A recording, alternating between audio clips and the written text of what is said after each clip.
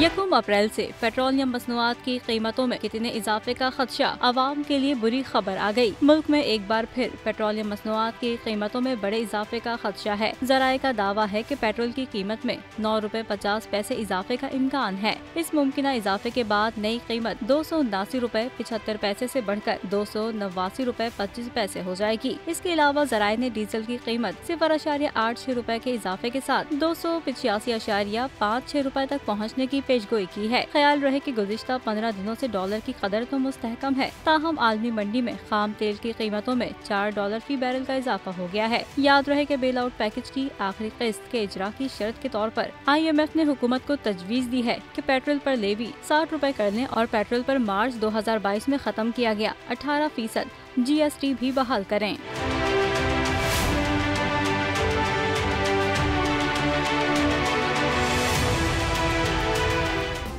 Subscribe करें और bell दबाएं ताकि कोई खबर रह न जाए।